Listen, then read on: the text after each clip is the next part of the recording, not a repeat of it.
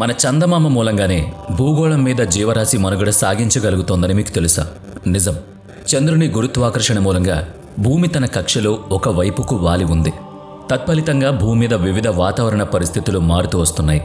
చందమామ లేకపోతే వసంతం, ఎండ, వాన, చలి ఇలాంటి వాతావరణాన్ని చూడలేకపోయేవాళ్ళం.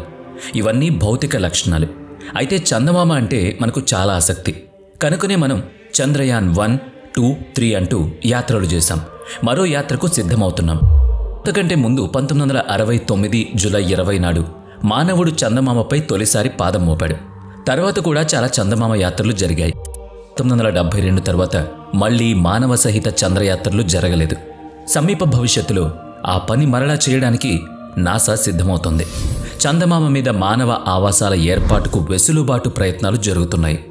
చందమామ మీద వాతావరణం లేదు కనుక ప్రయోగాలు గతి తప్పితే వ్యోమగామి అయినా, వ్యోమ నౌక అయినా, మరే ఇతర వస్తువో శకలమో అయినా నేరుగా వెళ్లి చంద్రుని ఉపరితలాన్ని గుద్దుకుని ముక్కలు కావడం ఖాయం. కనుకనే చందమామ మీద నిలదొక్కునే వాతావరణం కలిగిన స్పేస్ సూట్ ధరించి మాత్రమే అక్కడకు కాలు మోపగలం. అందుకు కఠోరమైన శిక్షణ అవసరం. భూమి నుంచి చంద్రునికి గల సగటు దూరం 3,84,000 కిలోమీటర్లు. నీల్ ఆర్మ్స్ట్రాంగ్ అక్కడికి చేరుకోవడానికి పట్టిన కాలం 4 రోజులు. నేటి ఆధునిక కాలంలో అందుకు 3 రోజులు సరిపోతుంది. వ్యోమనౌకలో అక్కడకు వెళ్లడానికిచ్చే శిక్షణలోనే అన్నీ నేర్పిస్తారు. చంద్రునిపై గురుత్వాకర్షణ లేదు కనుక మనిషి నిలకడగా నిలబడలేడక్కడ. కనుక నడక కూడా సాధ్యం కాదు. వ్యోమనౌక లోపల కూడా ఈత కొట్టినట్టుగా గాలిలో తేలుతూ ఒకచోట నుంచి మరొక చోటుకి వెళ్లాల్సి ఉంటుంది. గురుత్వాకర్షణ లేని కారణంగా వ్యోమగామికి వాంతులయ్యే అవకాశం ఉంది. అంటే శరీరంలో ఏదీ సరిగ్గా ఏమడదు. పొరపాటున ఏమైనా కక్కినా కూడా అది వ్యోమగామితో పాటుగా అక్కడే తేలుతూ కనిపిస్తుంది. ఆ పరిస్థితి మరింత ఇబ్బందికరం. అటువంటిది కలిగిన వెంటనే అందుకోసమే ప్రత్యేకించిన సంచుల్లోకి వాంతి చేసుకోవాలి. కనుకనే అన్నిటికీ తగిన శిక్షణ, అంటే భారరహిత స్థితికి అలవాటు పడేలా, ఇబ్బందుల్ని, అసౌకర్యాన్ని జాగ్రత్తగా నిభావించుకునేలా తగిన తర్ఫీదు ఉంటుంది. గురుత్వాకర్షణ లేకపోవడంతో కండరాలు బలహీనపడతాయి కనుక నియమానుసారం వ్యాయామం చేసి తీరాలి.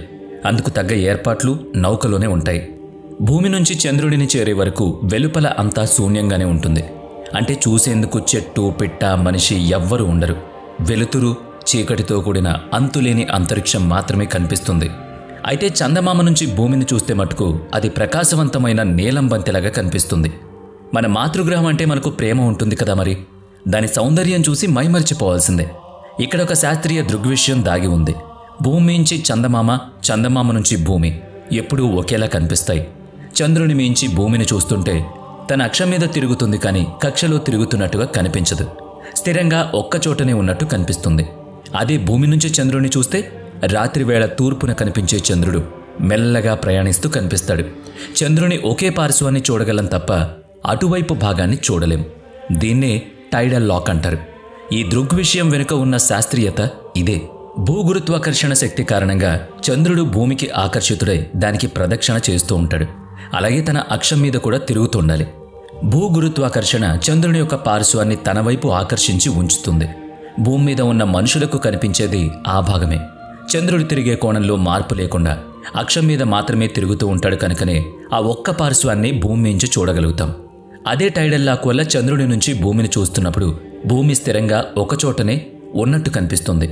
నిరంతర ఉల్కాపాతం వల్ల చంద్రుని ఉపరితలం మీద లెక్కలేనన్ని బిలాలు ఏర్పడతాయి. వాతావరణం లేదు కనుక అవి లక్షల కోట్ల సంవత్సరాలుగా అలాగే ఉంటాయి. గుర్తులు చెదిరిపోవు. అంతరిక్ష నిపుణుల ప్రకారం చందమామను రోజుకు 200 వరకు ఉల్కలు ఢీకొడుతూ ఉంటాయి. చంద్రునిపై ఆకాశం ఎప్పుడూ నల్లగా కనిపిస్తుంది. చంద్రునిపై వాతావరణం లేకపోవడమే ఇందుకు కారణం. కనుక ఆ ఆకాశం భయం గొలిపేలా ఉంటుంది. చంద్రుని గురుత్వాకర్షణ భూమి గురుత్వాకర్షణ కంటే 6 రెట్లు తక్కువ కనుక వ్యోమగామి తన శరీరం బరువును అనుభూతి చెందలేడు. తిరగడానికి గెంతుతూ నడవాల్సి ఉంటుంది. అది కూడా మరీ ఎక్కువ బలంతో నేలను తన్నకూడదు. చిన్నగానే నేలను తన్నుతూ కుప్పిగంతుల్లా కదలాలి. భూమి మీద చేసినట్టుగా చంద్రుడి మీద బలంగా నేలను తన్ని గెంతితే మటుకు ఆ మాత్రం ఒత్తిడికే దాదాపు 2 అంతస్తుల భవనమంత ఎత్తుకు ఎగిరిపోతాం. కాబట్టి చాలా చిన్నగా గెంతాలి. ఇప్పటికే చంద్రుణ్ణి సందర్శించిన వాళ్ళు విడిచిన పదార్థాలు, ప్రయోగాల నిమిత్తం పంపించిన పరికరాల శిథిలాలు చంద్రునిపై చెత్తగా పడి ఉన్నాయి.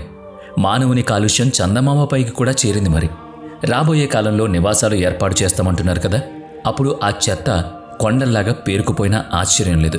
అసలు అక్కడికి ఎవరూ వెళ్లకుండానే దాదాపుగా 3 ట్రక్కుల చెత్త పేరుకుపోయిందట. కాబట్టి నివాసం కోసం వెళ్లిన వాళ్ళు ముందు ఆ చెత్తను శుభ్రం చేయడం మంచిది. పరిశోధనల కోసం అక్కడ ఇంటర్నెట్ సేవలు కూడా అందించే ప్రయోగాలు చేస్తోంది నాసా. నోకియా కంపెనీ అయితే 2025 నాటికి చందమామ మీద 4G నెట్వర్క్ సేవలను అందిస్తామంటోంది. మరి సెల్ఫీ విత్ చందమామ అంటూ ఫోటోలు, జాబిల్లు నుంచి పొడమికి అంటూ వీడియోలు, ముచ్చట్లు పెట్టుకునే రోజులు చాలా దగ్గరలోనే ఉన్నాయన్నమాట. Hi, it's me from moon అని మీకు కూడా మీ వాళ్ళెవరో ఒకళ్ళు మెసేజ్ పంపిస్తారులేండి. ఇదంతా సరే కానీ మీరొక విషయం మర్చిపోకూడదు. చంద్రుని మీద వాతావరణం లేదు కనుక అక్కడ ఎంత గట్టిగా అరిచినప్పటికీ భూమి మీద ఉన్న వారికి శబ్దం కూడా చేరదు. వ్యోమగామి హెల్మెట్ లోపలున్న మైక్రోఫోన్తో చేతిలో ఉన్న ఫోన్ను ముందుగా అనుసంధానం చేయాలి. అప్పుడు దాంతో భూమి మీదకి సంకేతాలు చేరాలి. అంటే మధ్యలో ఉపగ్రహం ఉంటుందిలేండి.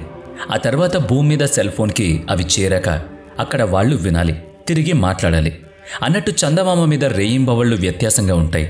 మనం చెప్పుకున్నట్టుగా చందమామ భూమితో టైడల్ లాక్ అయి ఉంది కనుక భూమిని చుట్టి రావడానికి పట్టే సమయంతో సమానంగా తన అక్షం మీద కూడా తిరుగుతూ ఉంటుంది. కాబట్టి భూమి మీద సుమారుగా 14 రోజులు చంద్రుని మీద ఒక రోజుగాను, మరో 14 రోజులు ఒక రాత్రిగాను ఉంటుంది. ఇస్రో శాస్త్రవేత్తలు చంద్రయాన్ 3 ప్రయోగంలో ప్రజ్ఞాన్ రోవర్ను చీకటి కాలమంతా సుప్తావస్థలో ఉంచారు. గుర్తుంది కదా? తిరిగి కాంతి వచ్చేదాకా ఎదురు చూశారు. అయితే అది స్పందించకపోవచ్చని ముందే ఊహించారు కనుక అందుకు సిద్ధపడే ప్రయోగం నిర్వహించారు.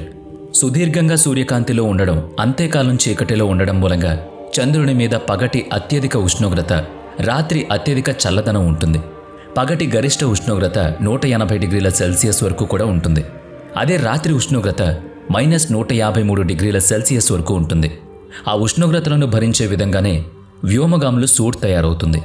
అయితే పగటి ఉష్ణోగ్రతలను తట్టుకోవాలంటే మాత్రం చంద్రుని ఉత్తర ధ్రువం వైపు వెళ్ళుండాలి.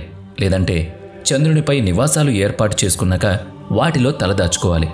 చందమామపై లోతైన బిలాలు ఉన్నాయి కదా, వాటిలో ఉష్ణోగ్రతలు చంద్రుని పగటి వేళలోనూ చల్లగానే ఉంటాయి. అంతరిక్షం నుంచి పడే ఉల్కల వల్ల ఆ బిలాలు ఏర్పడతాయి కనుక అక్కడికి వెళ్లే పరిశోధకులు వాటి నుంచి తమను తాము కాపాడుకుంటూ ఉండాలి. చందమామ రావే, జాబిల్లి రావే అంటూ పాడుకోవడం మనం ఇక ఆపేయాలి కామోసు. ఓ చందమామ, నేను నీ వద్దకు వస్తున్నాను సుమా అని చెప్పాల్సి ఉంటుందేమో. చూద్దాం, మన అంతరిక్ష ప్రయోగాలు మనల్ని చందమామ మీదకి రోజు వెళ్ళొచ్చేలా చేస్తాయేమో. అక్కడ ఉద్యోగం చేస్తూ వారాంతంలో భూమికొచ్చి తిరిగి వెళ్ళొస్తామేమో. చూద్దాం. మరి మీరైతే ఏం చేస్తారు? మీ ఊహలేంటి? మాతో పంచుకోండి. చల్లని వెన్నెలని నేరుగా ఆస్వాదించే రోజు కోసం అందరూ ఎదురు చూద్దాం. వీడియో నచ్చితే లైక్ చేయండి, షేర్ చేయండి. ఇప్పటి వరకు మన ఛానల్ని సబ్స్క్రైబ్ చేయనట్లయితే ఇప్పుడే సబ్స్క్రైబ్ చేసుకుని పక్కనే ఉన్న బెల్ ఐకాన్పై క్లిక్ చేయండి. నెక్స్ట్ వీడియోలో మళ్ళీ కలుద్దాం. Thanks for watching.